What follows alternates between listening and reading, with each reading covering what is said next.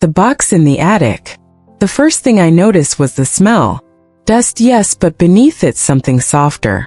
Like old paperbacks and sun-warmed wood. Like childhood summers sealed in cardboard. The kind of smell that sneaks up on you and makes your chest tighten before your brain can catch up. I hadn't planned on opening the attic that afternoon. I was only looking for the Christmas lights.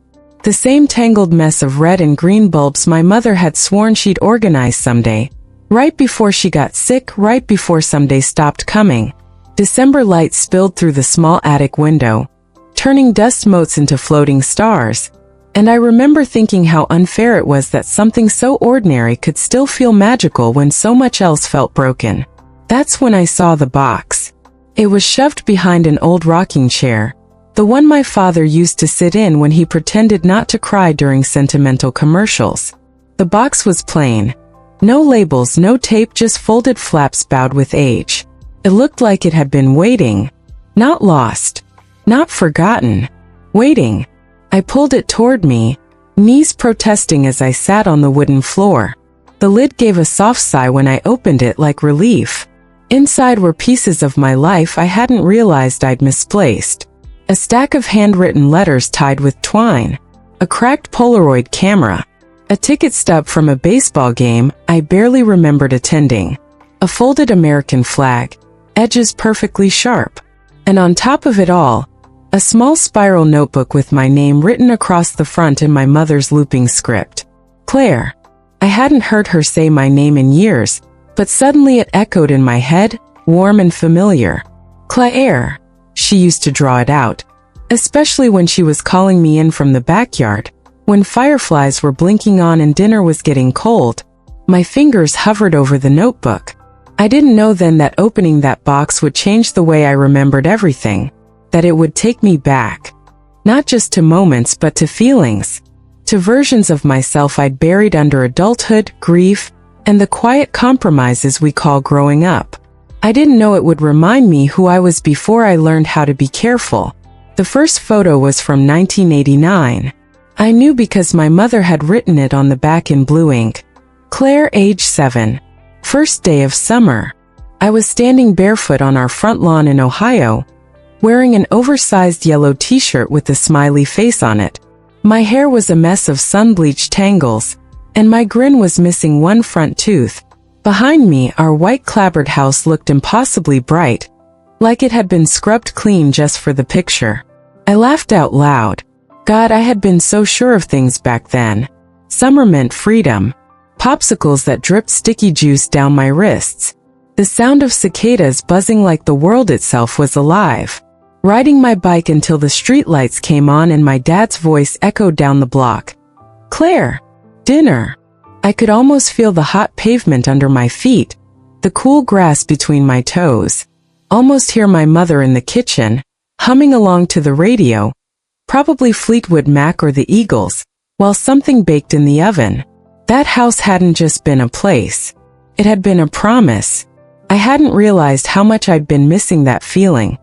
The sense that something good was always waiting for me inside. The notebook was heavier than it looked. Inside were entries written in my mother's handwriting, dated but not addressed. Little snapshots of life, written like she was afraid she'd forget them if she didn't pin them down. June 12, 1992. Claire learned to swim today. She was terrified, then furious, then unstoppable. I smiled, remembering the public pool, the sharp smell of chlorine, the shrill whistles of lifeguards, my mother's voice cheering too loudly from the edge. I remembered swallowing water and crying, then paddling back out anyway because quitting felt worse than fear. She'd noticed that about me early on. September 3, 1996. First day of middle school. She rolled her eyes at breakfast, but hugged me before she got on the bus. Still my girl. My throat tightened. I had been so desperate to grow up, so unaware of how precious it was to still be someone's girl. At the bottom of the box was the folded flag. I didn't touch it at first. It belonged to my grandfather. He'd served in Vietnam, came home quieter than he'd left, and spent the rest of his life teaching high school history. He used to say, "If you don't understand where you come from, You'll never understand where you're going. When he died, the flag was presented to my grandmother with crisp ceremony. I'd been 16, wearing black heels that pinched my toes, wondering how the world could keep moving when someone so important had just stopped. I unfolded it carefully now, the fabric still stiff, still dignified. America in my family had never been abstract. It was Friday night football games and Memorial Day parades. It was my dad grilling burgers on the 4th of July, while fireworks popped like distant thunder. It was belief, not blind, not perfect, but earnest, that tomorrow could be better than today. I wondered when I'd stop believing that so easily. I sat there until the attic grew cold. The sun dipped lower, shadows stretching like long fingers across the floor. I realized my hands were shaking, not from cold but from recognition, from the strange comfort of remembering not just what had happened, but how it had felt. I'd been so busy surviving the present that I'd forgotten the power of the past. That box wasn't just a collection of old things. It was a map, and as I closed the lid, heart pounding, I knew I was about to follow it. Through love and loss, through laughter and regret, through the moments that had quietly shaped the woman I'd become. I carried the box downstairs like something fragile, like something sacred. And for the first time in years, I didn't feel alone with my memories. I felt guided by them, the people who stayed. The funny thing about memory is that it doesn't move in straight lines. You think you're walking forward, but suddenly you're back in a kitchen from 20 years ago. Your hands wrapped around a mug you don't own anymore, listening to a voice that once felt permanent. That night, after I carried the box downstairs, I didn't turn on the TV. I didn't scroll through my phone or answer emails. I sat at the dining table, the same one I'd inherited from my parents, now nicked and scarred in all the same places, and laid everything out like an altar. Photos, letters, the notebook, and people. Not their bodies, obviously, but their presence. Their fingerprints all over the woman I'd become. Some people pass through your life like weather, loud, dramatic, gone before you know it. Others stay. The first letter was from Maggie. I recognized her handwriting instantly. Sharp loops, impatient slants, confidence pressed into every stroke. Maggie had been my best friend from sophomore year of high school through most of my 20s. We met in chemistry class, bonded over mutual hatred of stoichiometry, and became inseparable somewhere between shared lip gloss and shared secrets. Claire. If you're reading this, I chickened out of saying it in person. I smiled. That sounded like her. Maggie had been brave in all the wrong ways. Loud opinions, impulsive decisions, but terrified of vulnerability. She was the friend who'd defend you in a bar fight but freeze when asked how she really felt. The letter was dated 2004. College. I don't know how to say goodbye without sounding dramatic, so I won't. Just know this. You are the safest place I've ever landed. I don't know where I'm going next, but I know who I'm carrying with me. I pressed the paper flat with my palm. We'd sworn distance wouldn't change anything. We'd promised weekly calls, holiday visits, future weddings where we'd stand side by side. Life, of course, had laughed. She moved to California. I stayed in the Midwest. Jobs, relationships, exhaustion, our calls grew shorter then rarer. Eventually, we became the kind of friends who loved each other deeply, but only through social media updates and birthday texts. Still, she had stayed, in the way that mattered. Next was a photo of my father and me at a county fair. I was maybe 12, gripping a paper cone of fries, ketchup already smeared on my cheek. He had one arm around my shoulders, the other holding a lemon shake-up, squinting into the sun like it was personally challenging him. My dad wasn't the emotional type. He showed love through action. Fixed my car before I even knew it was broken. Walked the perimeter of the house at night long after I was grown, just to make sure the doors were locked. When my mother died, he didn't fall apart. He folded inward. For years after, our conversations were careful, polite. We loved each other fiercely, but neither of us knew how to talk about the hole she'd left behind. So we talked about weather, about sports, about anything but grief. Until one afternoon years later, When I showed up unannounced with groceries and found him sitting in her chair, holding one of her sweaters. I didn't know how to stop missing her, he'd said quietly. I remembered sitting beside him on the couch, our shoulders touching, the TV muted. No fixing. No advice. Just staying. That had been enough. The notebook had entries about people I'd forgotten to remember. October 10, 2001. Claire cried tonight after watching the news. She asked if the world was always going to be this scary. I told her no. I hope I was right. I swallowed hard. September 11th had carved a before and after line through my teenage years. School assemblies. Candlelight vigils. Flags everywhere. A sudden awareness that safety was fragile. That innocence was temporary. But I also remembered neighbors checking on each other. Strangers holding doors open longer. The way people seemed gentler, at least for a while. Community wasn't just a word back then. It was a reflex. Another letter slipped from the pile, yellowed at the edges. Ethan. My first real love. We met in college, both pretending we knew what we were doing. He smelled like laundry detergent and coffee, wore old band t-shirts, and listened like every word mattered. He taught me how to parallel park and how to forgive myself for not being perfect. We were young, earnest, terrible at planning. Our breakup hadn't been explosive. No cheating. No screaming. Just two people realizing love wasn't always enough to bridge different dreams. Still, it broke me. The letter was short. You taught me how to stay soft in a hard world. I hope someone does the same for you. I folded it back carefully, my chest aching with the strange sweetness of it. Some loves don't last, but they leave you better than they found you. Those counted too. By the time I reached the bottom of the pile, the house was quiet. Outside, a car passed on the street, tires hissing against asphalt. Somewhere a dog barked. Ordinary sounds. Living sounds. I realized something then. The people who stayed weren't always the ones who remained physically close. They were the ones who showed up when it mattered. Who shaped me, steadied me, loved me in ways that didn't always look dramatic but lasted longer than fireworks. I'd spent years mourning what I'd lost. But looking at that table, I saw how much I'd kept. And for the first time in a long while, gratitude outweighed regret. I gathered the letters and photos back into the box, leaving the notebook out. Tomorrow I decided I'd keep reading. Keep walking this path backward and forward at the same time. Because memory wasn't about living in the past.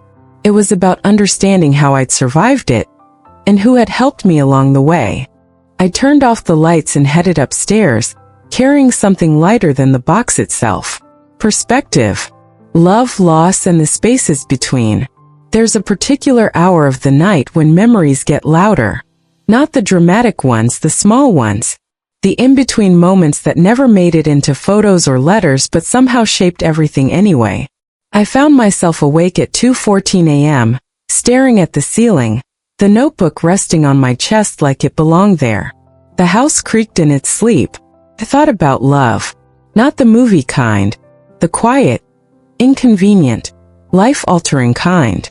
The kind that leaves even when no one does anything wrong. The first memory that surfaced was my wedding day. Not the ceremony. Everyone remembers that part. The dress, the music, the carefully practiced smiles. What I remembered was the moment before. I was standing alone in the bridal suite, my phone buzzing with texts I couldn't bring myself to read. My reflection stared back at me, soft makeup, hairpin just right, eyes a little too serious for a woman about to say I do. I wasn't afraid of marrying him. I was afraid of disappearing. No one tells you how easy it is to lose yourself in love, especially when you're good at being what people need. I'd always been that way, the listener, the supporter, the flexible one. Still, when I walked down the aisle, I meant every promise. For a while, we were happy in that distinctly American newlywed way. IKEA furniture, Sunday grocery runs, debates over paint colors like they mattered more than they did. We hosted backyard barbecues and drank cheap wine from nicer glasses when company came over. We looked like we were doing it right. The notebook entry from that year was brief. May 18, 2011. Claire is learning that love isn't loud. Sometimes it's folding laundry together in silence. At the time I believed that. But silence can be comfort or distance. And it took years to realize which one had crept into our marriage. Loss doesn't always arrive with warning sirens. Sometimes it slips in quietly, wearing familiarity, until one day you wake up and realize something essential is gone. I remembered the night we finally said the words out loud. Sitting at opposite ends of the couch, the TV flickering uselessly between us. No shouting. Just tired voices and a shared understanding that neither of us was winning anymore. "We're not bad people," he'd said. "No," I agreed. "We're just not here." The divorce was polite, efficient, painful in a dull, lingering way. Friends took sides even when they said they weren't. I learned how to answer "How are you?" with something socially acceptable. But in the spaces between appointments and paperwork, something else happened. I met myself again. There was a stretch of months I now think of as the quiet season. I lived alone for the first time since college. The apartment was small, sunlit, and blissfully mine. I ate cereal for dinner. I stayed up too late reading novels that made me cry in public coffee shops. I learned that loneliness wasn't the same as being alone. I learned how to sit with discomfort without rushing to fill it. And slowly, almost imperceptibly, joy started to sneak back in. Then came the call. My father's voice was steady, practiced. "It's the doctors," he said. "They found something." I flew home the next morning. Hospitals have their own kind of time. Everything moves too fast and too slow all at once. I sat beside my mother's bed. This time the roles reversed, watching machines do the breathing she used to do effortlessly. She squeezed my hand once, weak but deliberate. "Don't be afraid of starting over," she whispered. It was the last thing she ever said to me. Grief is a strange companion. It doesn't shout, it lingers. It shows up in grocery store aisles and half-heard songs on the radio. It changes shape but never quite leaves. But woven into that loss was something unexpected. Clarity. I stopped postponing things. Stopped waiting for the right time. I said yes more often. I forgave faster. I loved with less armor. Because loss had taught me this. Everything is temporary, so tenderness matters. A photo slid out of the notebook and onto the bed. Me laughing, hair windblown, standing on a beach in North Carolina. I'd taken that trip on a whim 2 years after the divorce. Rented a bike. Ate shrimp from a paper basket. Watched the sun sink into the Atlantic like it had nowhere else to be. I looked alive in that picture. Whole. I realized then that the spaces between love and loss weren't empty after all. They were where growth lived. Where resilience formed. Where the heart learned how to beat again without breaking. I closed the notebook and turned onto my side, the weight of memory no longer heavy, just real. Tomorrow I thought I'd keep going. There were still heartwarming moments ahead. Moments I hadn't fully appreciated when they were happening. Moments that would remind me that even after everything, life had continued to offer me grace. Small joys, big meaning. By morning the house felt different. Not changed, just noticed. Sunlight streamed through the kitchen window, catching on the rim of my coffee mug. The hum of the refrigerator sounded oddly comforting. I stood barefoot on the tile, wrapped in my mother's old cardigan, and realized something quietly astonishing. I was okay. Not healed. Not fixed. Just okay. And that was more than enough. The memories I'd been revisiting weren't dragging me backward anymore. They were stitching something together. One of the first small joys I remembered was Saturday mornings. The kind where nothing urgent waited. No alarms, no expectations. Back when I was a kid, Saturdays meant cartoons blaring too loudly, my dad flipping pancakes with more enthusiasm than skill, my mom pretending not to mind the mess. Later, as an adult, Saturdays changed, but they didn't lose their magic. I had a ritual during the quiet season after my divorce. I'd walk to the farmer's market downtown, canvas tote over my shoulder, hair still damp from the shower. There was a man who sold honey and called everyone darlin'. A woman with sunburned arms who arranged flowers like she was composing music. I'd buy fresh bread, apples, sometimes nothing at all. I'd sit on a bench and watch the city breathe. Those mornings reminded me that life didn't always need an audience to be meaningful. Another memory surfaced, teaching my niece how to bake cookies. She was 6, serious-eyed, determined. Flour ended up everywhere except the bowl. She licked the spoon when she thought I wasn't looking. "Is it okay if they're not perfect?" she asked, voice hushed like she was confessing something. I knelt down, wiped flour from her cheek, and smiled. "Perfect is boring," I told her. "Messy means you tried." She grinned, relief flooding her face. I'd repeated those words to myself many times since. The notebook had fewer entries from later years, but one stood out. November 22, 2016. Claire hosted Thanksgiving for the first time. She was terrified and radiant. I laughed softly at that. Thanksgiving had been chaotic. I burned the rolls. The turkey took too long. Someone spilled cranberry sauce on the tablecloth. But the house was full. Friends, family, laughter bouncing off the walls. We went around the table, sharing what we were grateful for. When it was my turn, I surprised myself. "I'm grateful for second chances," I said. "And for people who show up." Heads nodded. Glasses clinked. It wasn't a dramatic declaration, but it felt true. There was joy in work, too. Something I hadn't expected. I'd switched careers in my late 30s, a move everyone politely questioned. I went from something safe and familiar to something that made my heart race just thinking about it. It was hard, humbling, exhilarating. On my first day, I sat at my desk, hands trembling slightly, and thought, I am brave enough to begin again. That realization still warmed me on cold days. One evening, as I flipped through old photos, I stopped at one taken just last year. Me and my father sitting on a park bench. He was older now, slower, but his smile was the same. We were eating ice cream cones, mine melting faster than I could manage. "You look happy," he'd said. "I am," I replied. And I meant it.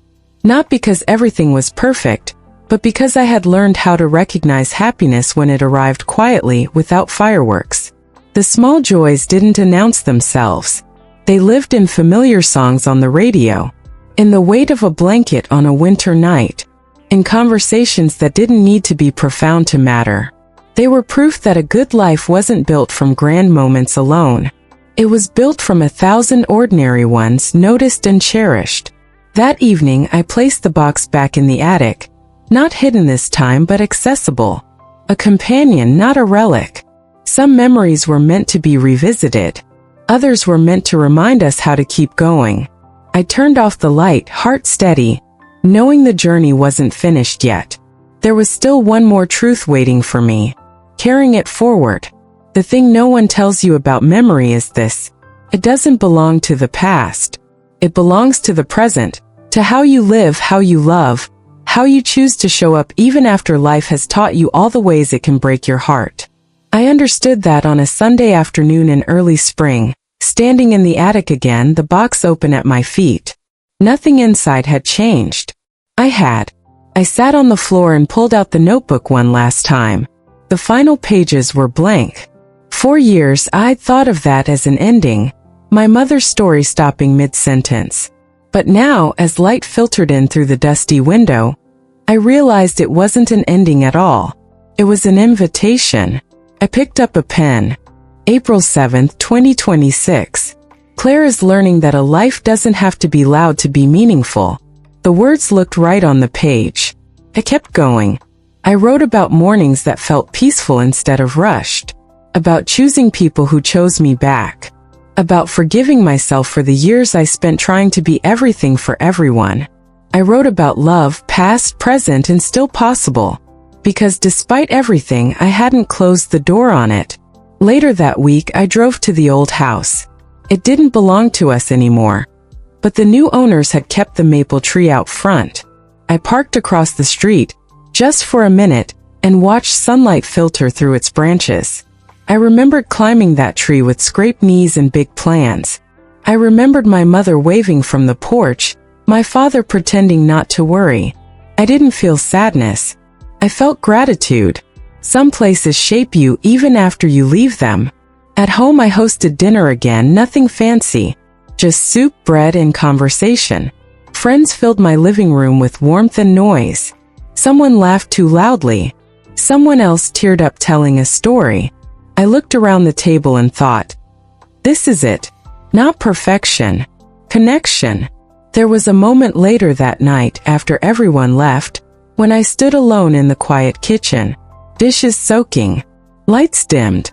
My reflection in the dark window looked older than the girl in the yellow t-shirt, but steadier too.